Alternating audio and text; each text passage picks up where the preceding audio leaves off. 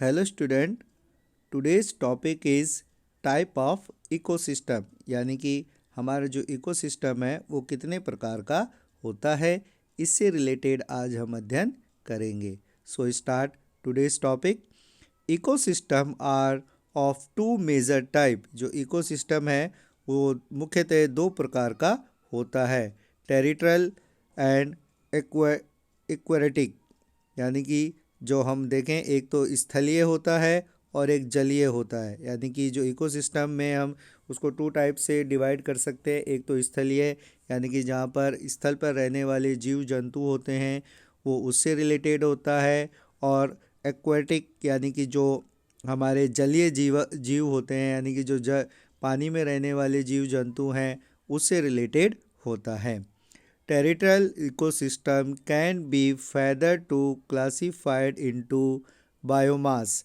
जो बायोम, जो territorial ecosystem होता है, यानी कि जो स्थलीय परितंत्र होता है, उसे भी जो अलग से जाके और बायोम में डिवाइड करते हैं। बायोम में वो डिवाइड हो जाता है। A biome is a plant and animal community the cover a large geographical area. अगर हम देखते हैं तो बायोम में मुख्यतः जो प्लांट होते हैं, यानी कि जो पौधे होते हैं, एंड जो हमारे एनिमल्स होते हैं, प्राणी होते हैं, उनका एक कम्युनिटी यानी कि जो समुदाय होता है, जो एक बहुत बड़े जोग्राफिकल एरिया यानी कि भौतिक क्षेत्र में पाया जाता है। तो बायोम का हम मतलब ले सकते हैं कि ऐसे इसके अंदर जो प्लांट होते हैं, प्लांट और जो जितने भी एनिमल्स होते हैं, जो एक बहुत बड़े जोग्राफिकल एरिया को कवर करते हैं, उसे हम बायोम के नाम से जानते हैं। The boundary of different biome on land are determined mainly by climate। हम देखते हैं कि जो बायोम होते हैं, बायोम की जो सीमा है वो क्लाइमेट यानी कि जलवायु से निर्धारित होती है। मतलब जिस जगह अलग अलग जलवायु में अलग अलग बायोम पाए जाते हैं। जैसा हम देखते हैं कि जहाँ पर हॉट क्लाइमेट होता है, वहाँ के जो प्लांट होते हैं और एनिमल होते हैं उनकी कम्युनिटी अलग होती है, और जहाँ पे कोल्ड क्लाइमेट हमें ज़्यादा देखने को मिलता है, वहाँ के जो प्लांट और एनिमल होते हैं उनकी कम्युनिटी अलग होती है। तो जो बायोम को डिवाइड, अलग अलग जितने भी बायोम हैं, डिफरेंट बायोम्स जो हमारी लैंड पे पाए जाते हैं, उन्हें डिवाइड करने का सबसे मेन जो रीज़न होता है वो क्लाइमेट यानी कि जलवायु होती है। Therefore, a biome can be defined as the total assembling of plant and animal species interesting within specific conditions। अगर हम कहते हैं तो जो विशेष परिस्थितियों में जो पादप यानी कि जो प्लांट हैं और जो एनिमल्स होते हैं वो आपस में एक दूसरे से इंटरकनेक्टेड यानी कि आपस में एक दूसरे से संबंधित होते हैं का जो कुल योग होता है वो बायोम कहलाता है। मतलब इसके अंदर जो एक अलग तरीके की जो परिस्थितियाँ होती है, जिनमें जो प्लैनेट और जो अपने एनिमल होते हैं वो आपस में इंटरकनेक्टेड होते हैं, उसे हम एक बायोम के नाम से जान सकते हैं। The These include rainfall, temperature, humidity and soil condition। साथ ही साथ हम देखते हैं कि जहाँ पर जो हमने माना जो कि तापमान है वो सबसे महत्व, जो कंडीशंस होती हैं, जो क्लाइमेट होता है, वो सबसे मोस्ट इम्पॉर्टेंट रोल प्ले करता है बायोम को फॉर्मेशन में। इसके अलावा जैसे रेनफॉल हो गया, टेम्परेचर, ह्यूमिडिटी और जो सॉइल है वो भी इसके अंदर शामिल होती है। उनकी जो कंडीशंस होती हैं उसके अकॉर्डिंग भी अलग अलग जो लैंड होती है उस पर अलग अलग बायोम हमें देखने को मिलते हैं। Some of the major biome of the world are. इसमें से अगर हम देखें तो संसार के कुछ प्रमुख जो बायोम यानी कि परितंत्र जो माने जाते हैं, उसमें forest, grassland, desert and tundra biome, जहाँ पर वन, घास क्षेत्र, मरुस्थलीय एंड जो टुंड्रा क्षेत्र होते हैं वो अलग अलग बायोम मिलते हैं। जैसे कि फॉरेस्ट जो होता है उसमें अलग तरीके के पेड़ पौधे और जीव जंतु पाए जाते हैं। ग्रास लैंड में अलग तरीके के पेड़ और जीव जंतु होते हैं। डेजर्ट एरिया में भी different type of planet and animals हमें मिलते हैं। और टुंड्रा जो क्षेत्र होते हैं उनमें भी अलग तरीके के प्लैनेट और जो एनिमल्स हमें देखने को मिलते हैं।